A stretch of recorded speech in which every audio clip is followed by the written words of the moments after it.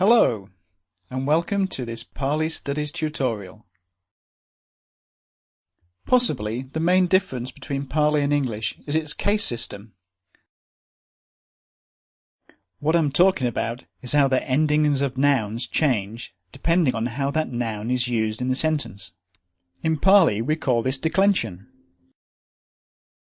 This video provides an introduction to the 8 main cases of the Pali noun declension system. The ending of a noun shows the role that it's playing in the sentence. We've already seen 2 different noun cases in previous videos. For instance, a noun in the nominative case is probably playing the role of the subject, whereas a noun in accusative case is probably the object of the verb, i.e. the thing which is having the action done to it. But there are more case endings than just these 2. There's also the genitive, the dative, the ablative or ablative, the instrumental, and the locative. These terms are actually borrowed from Latin grammar.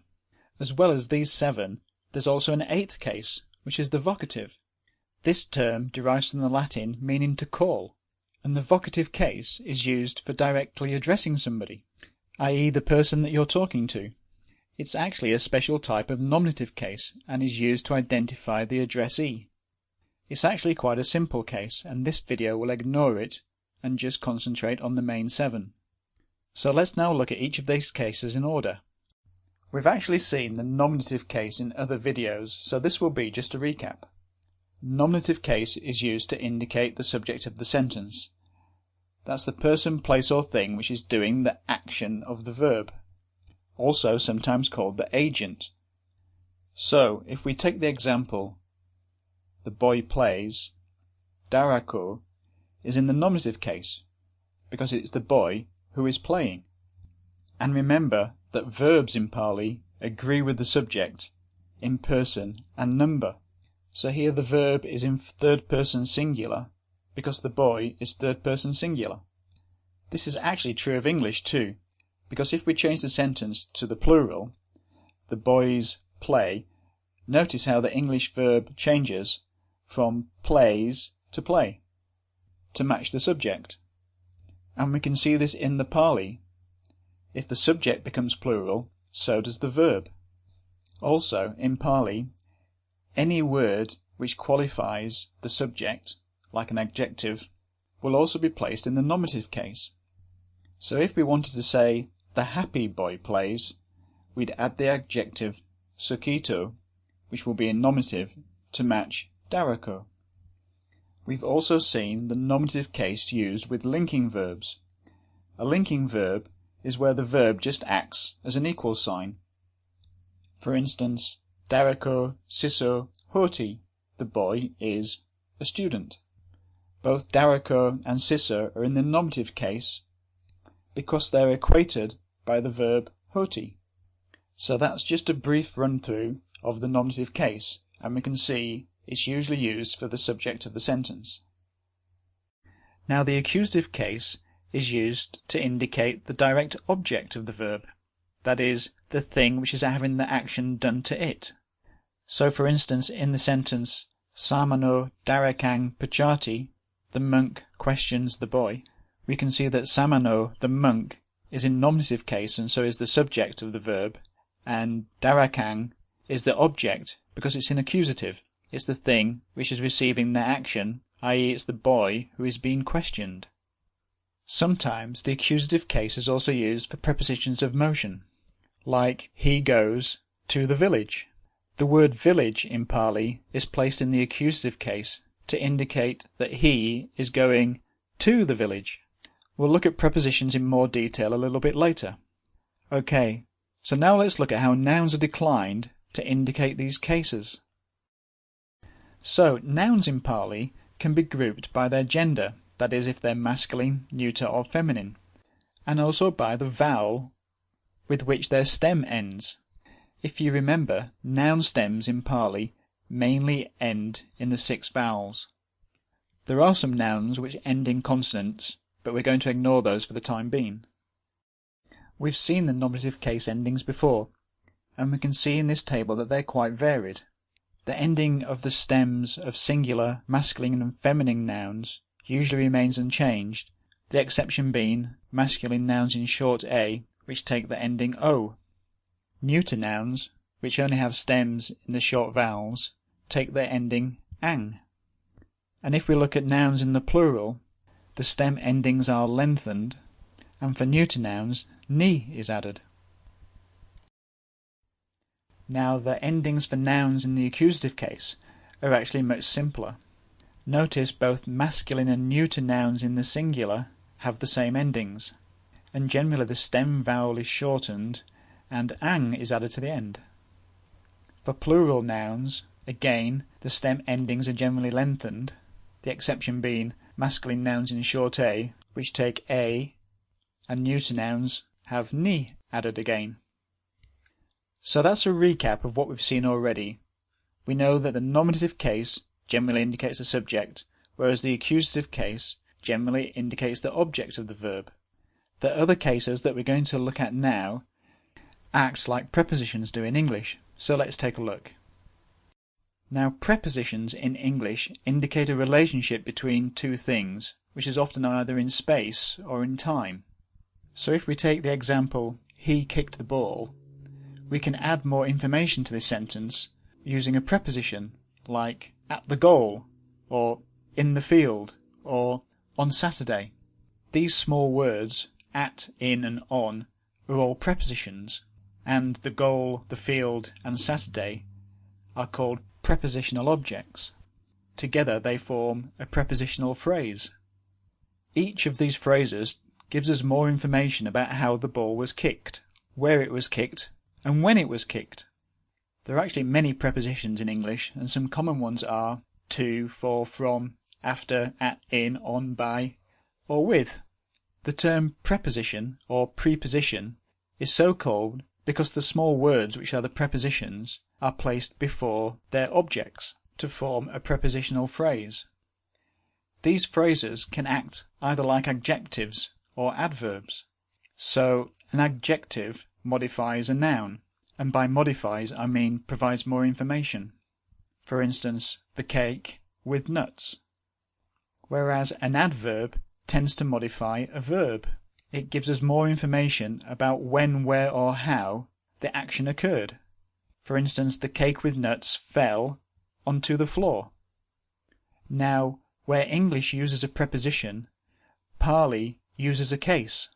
Instead of there being a preposition followed by a prepositional object, in Pali that object is placed in a case, and that indicates that it's actually a prepositional phrase. So let's take a look. In Pali, the genitive case indicates possession or ownership of something, and so this case can be translated using the preposition of in English. For instance, Buddhasa Dhammo means the doctrine of the Buddha. Now in English we have a type of genitive case, which is the apostrophe s, which indicates ownership, so we can say the Buddha's doctrine. Notice how it's the prepositional object, the Buddha, which is placed in the genitive case. Now the genitive case is also used to indicate a relationship between people or objects. For instance, Locative means the benefit of the world. Again, notice how it's the world, which is the prepositional object, that is placed in the genitive case. So Naranang Indo is the Lord of men, and not the men of lords. And each of these relationships can be rendered in English by adding the preposition of. Now, the dative case is used for indirect objects, and we generally use the English prepositions to or for to translate this. An indirect object is the person or animal who receives the direct object, i.e. to whom something is done or given.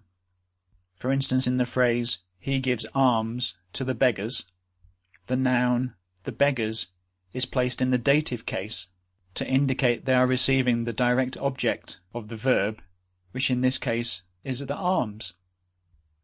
More generally, the dative case is used to indicate who or what actually benefits from the action. So if we wish to say the teacher attends to the student, we'd place the student in the dative case because they are receiving the attention. Notice how it's the case ending of the noun which indicates that it's a prepositional object, and the role which that object is playing in the sentence. And to translate it into English, we have to add the preposition to the prepositional phrase. So let's now look at how nouns are declined in the genitive and dative cases. The first thing to notice is that both the genitive and dative cases have exactly the same endings. Also, masculine and neuter nouns in both the singular and the plural forms are exactly the same as well, so this greatly simplifies the declension. I'm not going to go through every single ending, as this tutorial would then drag on. The grammar guides have table after table of these endings, so it's very easy to look them up. Or you can use one of the tools, like the digital Pali reader or Pali lookup, which will help you to identify the endings. Now, one thing to notice about the genitive and dative case endings is that because they're exactly the same, it's only the context in which they are used which can indicate whether we're dealing with a genitive or a dative case. So, let's move on. Now, the ablative case generally indicates separation or movement away from something, or the place from where something originates. In English, we use the preposition from. For instance, I fall from the horse. Or in the sentence, fear arises from thieves, it indicates origination. In both senses, we can simply add the preposition from to the prepositional object. The ablative case can also be used to denote a comparison, as in the sentence, morality is better than learning. Here, the Pali word sutta is in the ablative case, and we have to render it in English with the preposition than. We can think of this still as a type of separation, in that morality is above learning. Now, the instrumental case is used to indicate the means or the tools by which something is done, and can usually be rendered with the English prepositions by or with, as in the English sentence, we see with our eyes. The instrumental case has actually many uses, and can be used to denote the cause or the reason for something, as in, through knowledge he lives, or it can be used to indicate a characteristic, as in the sentence, proficient in speech. This might seem a bit complicated, but it's actually usually fairly obvious. So again, let's look at how the ablative and the instrumental cases are formed. Again, I'm presenting the endings here so that you can see the similarities between the endings. You can always look these up, and you don't have to remember them right from word go. Also, the ablative endings and the instrumental are almost exactly the same, with only the singular masculine endings in short A and long U being slightly different. And finally, the locative or locative case indicates where or when something is done in both space or time, and it can be rendered in English by the prepositions on, in, at, or after, for instance. For example, people live in houses, or he came in the afternoon. This locates the action of the verb in both place and time, and also the locative case can be used to denote a comparison. For instance, in the warrior is the bravest of people. And if we look at how it's formed, we can see again that there's a lot of commonality. As you spend more time reading and translating Pali, you'll become much more familiar with these endings. But for now it's enough just to recognise the commonalities. Okay, this has been a long tutorial, so let's have a recap of the 7 main cases we've been talking about. The nominative case is generally used for the subject of the verb, whereas the vocative is the person who is being addressed, and is actually just a special type of nominative case. The accusative case indicates the direct object of the verb. That's the object to which the action is done. The genitive case indicates the possessor of something, and is usually rendered in English by the prepositions of or ''s. The dative case generally indicates the beneficiary of some action and can be translated with the prepositions to or for. The ablative case indicates separation or movement away from something and matches the prepositions from or after if it's in time. The instrumental case is the means or the tool by which something is achieved and can be translated by the prepositions by or with. And finally, the locative case is the location in either space or time that the action takes place and can be rendered by the English prepositions in, on or at, for instance. So that covers the 8 main cases used in Pali, and a noun is placed in one of these cases to indicate what role it's playing in the sentence.